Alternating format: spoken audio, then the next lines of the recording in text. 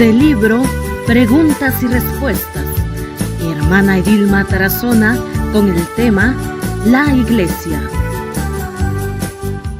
Muy buenos días o buenas tardes o buenas noches desde el lugar donde me están viendo en este momento. Quiero mandarles un saludo.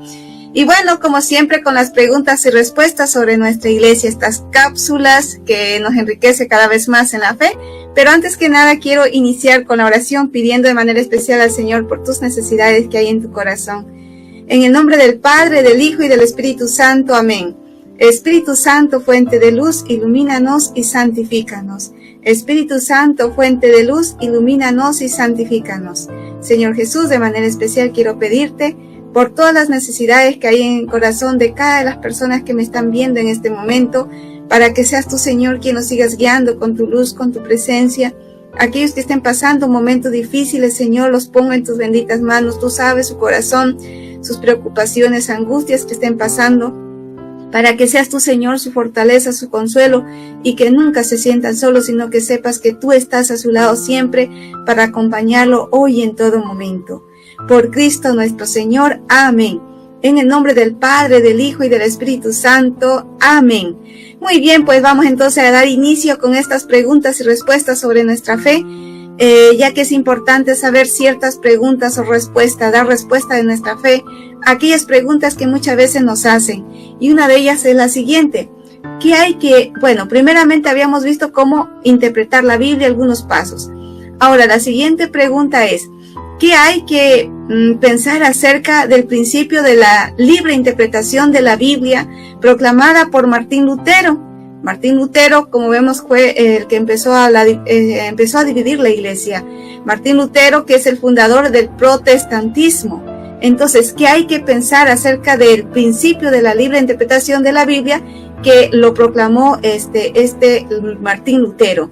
¿Qué? Entonces, ¿qué hay que pensar de ello? La respuesta es muy sencilla, que se trata de algo completamente contrario a la Biblia, contrario a lo que dice la palabra de Dios. Él decía, Martín Lutero, sabemos que pues empezó a dividir la iglesia porque él decía que cada quien podía interpretar la Biblia a su manera, como la entendiera, la podía interpretar. Cada quien podía interpretar la Biblia.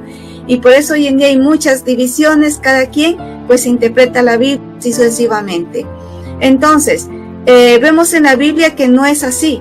En la Biblia dice en segunda carta de Pedro, capítulo 1, versículo 20, dice lo siguiente: sépalo bien, nadie puede interpretar por sí mismo una profecía de la Escritura. Sépalo bien, dice, repito, sépalo bien, nadie puede interpretar por sí mismo una profecía de la Escritura. Segunda de Pedro, capítulo 1, versículo 20. La respuesta es muy clara como el agua. Nadie puede interpretar la Biblia por sí mismo. Entonces vemos como no es que cada quien como le dio la gana puede interpretar la Biblia, no, ¿sí? No es así. Ya habíamos visto cuando les hablé en la cápsula siguiente, anteriormente, ahí decía cuáles son los pasos para poder interpretar la Biblia, y entre unos de ellos era tener en cuenta la tradición bíblica de la iglesia, la tradición de la iglesia, los textos paralelos y bueno, así sucesivamente, ¿no? Ahora, la siguiente pregunta es, ¿qué pasa con los que interpretan mal la Biblia, tergiversando su verdadero sentido? Entonces, ¿qué pasará, sí, con los que interpretan mal la Biblia, tergiversando su verdadero sentido? ¿Qué pasará? La Biblia da la respuesta. Lo podemos ver en segunda de Pedro, capítulo 3, versículo 16, y después, si ustedes gustan, también pueden buscar otros textos bíblicos que va relacionado a lo mismo, que es segunda de Juan, capítulo 7, versículo 11. Y hay otro texto bíblico más que también está en Gálatas, capítulo 1, versículo del 6 al versículo 9.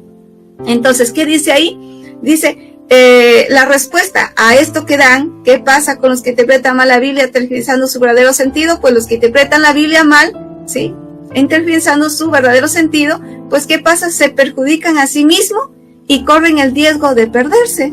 O sea, el riesgo de perderse, de alejarse de la iglesia. Por ejemplo, dice en segunda de Pedro, capítulo 3, versículo 16, dice muy claro, hay en ellas, o sea, en las cartas de San Pablo dice, hay en ellas algunos puntos difíciles de comprender, que las personas ignorantes y pocas firmes en su fe tuercen lo mismo que las demás escrituras para su propio perjuicio. Entonces vemos ahí la mala interpretación que se da acerca de la Biblia. Hay algunos puntos difíciles que no todos lo podemos entender. Entonces vemos aquí cómo habla, cuándo, qué pasa entonces con los que interpretan mal la Biblia. Pasa esto, sucede esto. Y por eso hay muchas cosas que están en contra de la doctrina de la iglesia que Cristo dejó. Por eso hay muchas cosas que no están de acuerdo a lo que Cristo dejó. Muchas cosas que no están bien. Entonces tener en cuenta esto, 2 de Pedro 3:16, que ya les dije, y además dice pues que Gálatas 1:6 al 9, dice ahí, no hay otro evangelio, solamente hay personas que tratan de dar vuelta al evangelio de Cristo y siembra confusión entre ustedes, pero aunque nosotros mismos, un ángel del cielo, viniese a evangelizarlos en forma diferente, yo les digo fuera con ellos, ¿sí? Entonces vemos cómo es importante tener presente todo esto. Además, tenemos que interpretar correctamente la Biblia. Para poder interpretar correctamente la Biblia, se necesita pues como ya les había mencionado anteriormente, en el otro video que les compartí, estudiar el texto. Segundo, examinar el contexto, que dice antes y después del texto. Tercero, tener en cuenta los textos paralelos, que estén de acuerdo al tema que se está viendo. Hay que buscar todos los textos bíblicos que hable de ese tema. Tener presente la analogía de la fe, ¿sí? La analogía de la fe, si la Biblia dice que María es virgen, también, si nosotros decimos, en la iglesia dice que María es virgen, en la Biblia tiene que estar que María es virgen. La tradición viva de la iglesia y también, el Papa del Magisterio, conformado por el Papa y los obispos, ¿sí? Entonces hay que tener en cuenta estos 6 puntos para poder interpretar correctamente la Biblia. Así que es importante tenerlo presente.